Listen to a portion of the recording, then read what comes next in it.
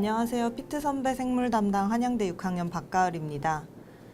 시험이 이제 한 2달 정도 남았는데 이 남은 2달 동안 뭘 해야 될지 모르겠다. 이런 질문을 많이 받고 있는데 한 18개 정도 목표로 해서 90%, 즉 합격권 점수를 받으시려면은 가장 기본적인 것부터 단단히 해놔야 돼요.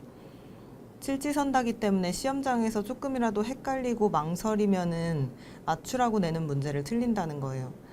그러니까 새로운 거 하시지 마시고 그동안 자기가 해왔던 이론들이랑 기출문제 이런 거 반복하면서 2달을 잘 마무리하셔서 좋은 결과 있으시길 바랍니다.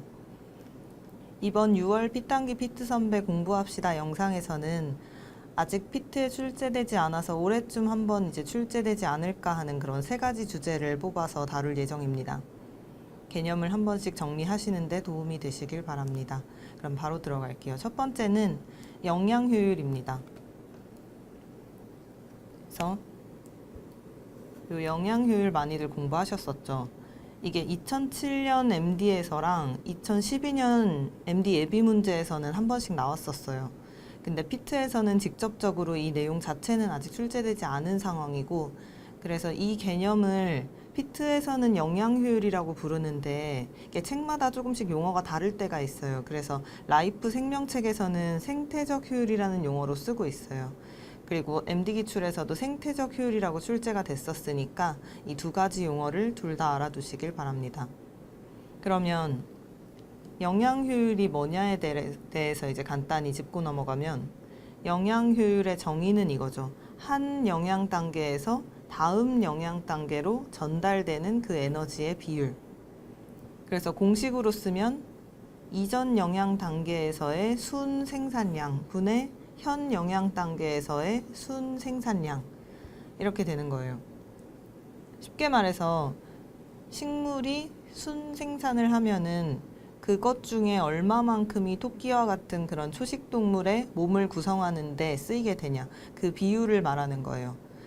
이 영양 효율을 알려면 에너지가 전달되는 단계에 따라서 이렇게 하위 개념들을 같이 알아두셔야 돼요. 물론 기본서에 직접적으로 소비 효율이나 동화 효율에 대한 이런 공식이 나오지는 않아요. 그렇지만 이 관련된 내용들이 다 본문에 같이 언급이 돼 있기 때문에 같이 단계적으로 이해를 해 두시는 게 훨씬 좋아요. 그러면 이제 다음 페이지 그림을 보면서 하나씩 흐름대로 생각을 해봅시다.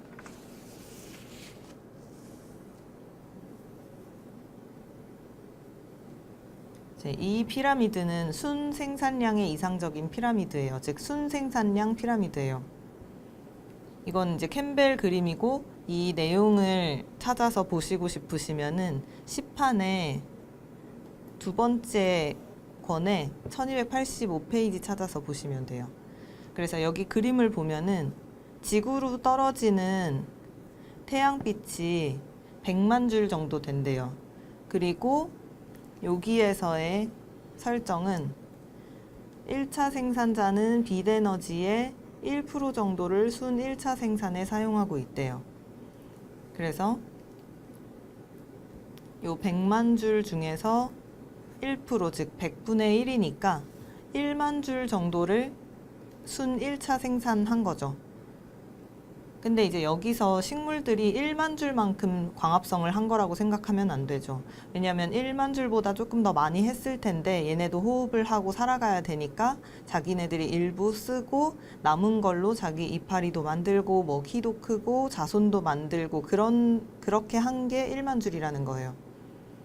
그러면 이 1만 줄의 에너지가 전부 다 1차 소비자한테 올라가냐, 소비되냐? 그렇지는 않겠죠. 식물이 만든 게 전부 다 초식동물 입으로 들어가지는 않죠. 당연히 다 못 먹고 일부만 먹는 건데, 그럼 나머지는 어디로 가냐면 언젠가 이 먹히지 않은 식물들도 죽게 돼요. 죽으면 땅에서 분해자에 의해서 소비가 되겠죠. 여튼 식물이 생산한 에너지가 전부 다 상위 영양 단계로 올라갈 수는 없다. 이게 포인트인 거고, 그러면은 여기서 소비되는 비율이 나오겠죠. 식물이 생산한 에너지의 얼만큼이 1차 소비자에 의해서 소비가 되느냐, 이거를 소비 효율이라고 불러요.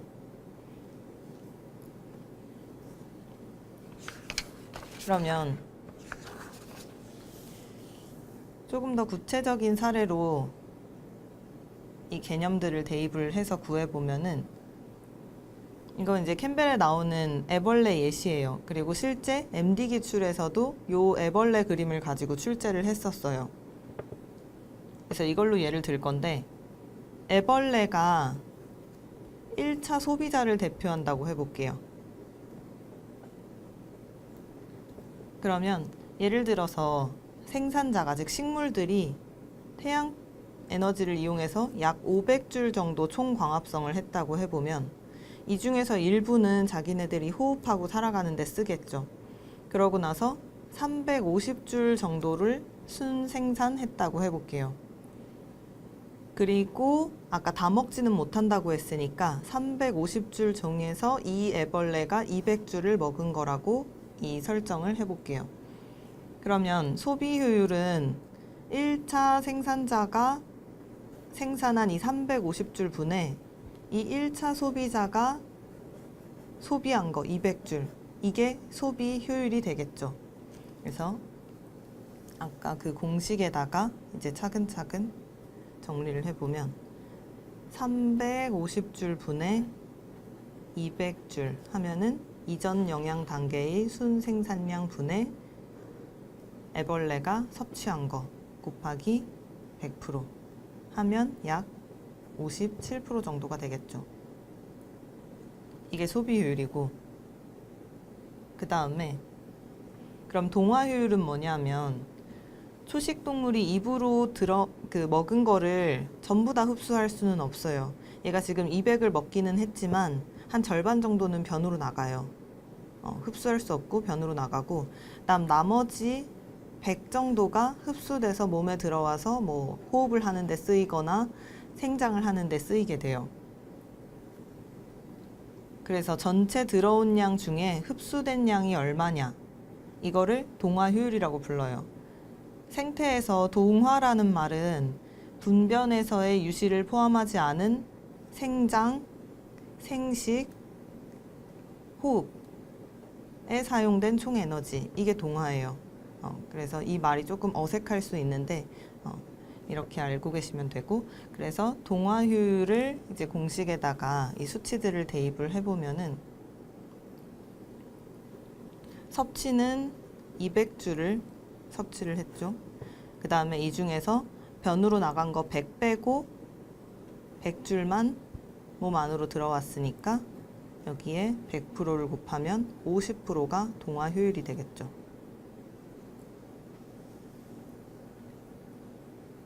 자, 그 다음 생산 효율. 애벌레가 100줄을 흡수하긴 했지만 이거를 전부 다 생산에 사용할 수는 없어요. 즉 100줄을 흡수했다고 이거를 전부 다 키 크고 뭐 자식 낳고 하는데 쓰지는 않는다는 거예요. 그래서 여기서는 67줄은 세포 호흡에 썼대요. 그럼 33줄이 생장, 즉 키 크고 자식 낳고 이렇게 쓰였다는 거고, 그래서 우리가 이거를 순 2차 생산 이렇게 불러요. 그래서 생산 효율이라는 거는 동화된 것, 즉 애벌레가 흡수한 것분의 순 2차 생산, 요 비율을 말하는 거예요. 그래서 내려가 보면 체내 유입량 100줄 중에서 얘가 생장에 사용한 거 33줄 곱하기 100% 하면은 33% 정도가 생산 효율로 계산이 되겠죠. 근데 이 예시에서는 지금 애벌레잖아요. 이게 곤충이기 때문에 이 정도로 33%로 굉장히 높은 거고, 실제로 사람이나 조류, 이런 네온 동물들은 체온 유지를 하는데 많은 에너지를 써요. 그래서 이런 애들은 생산 효율이 대략 한 1%에서 3% 정도로 굉장히 낮다. 이 내용도 함께 기억을 해두시고, 그래서 이제 여기까지 소비 효율, 동화 효율, 생산 효율을 같이 계산을 해봤는데, 그러면 이제 다시 영양 효율로 들어와서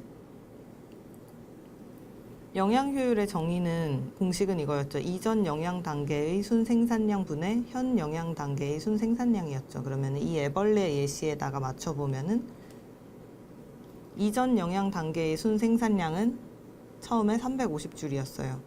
그리고 이 애벌레가 자기 키 크는데 쓴 거는 33줄이죠. 그래서 곱하기 100% 하면은 대략 10% 정도 나오죠. 그래서 보통 영양 효율이 한 10% 정도 된다고 하는데 이게 뭐 고정된 값은 아니고 생태계 유형에 따라서 뭐 5에서 20% 사이를 왔다 갔다 한다고 보시면 됩니다.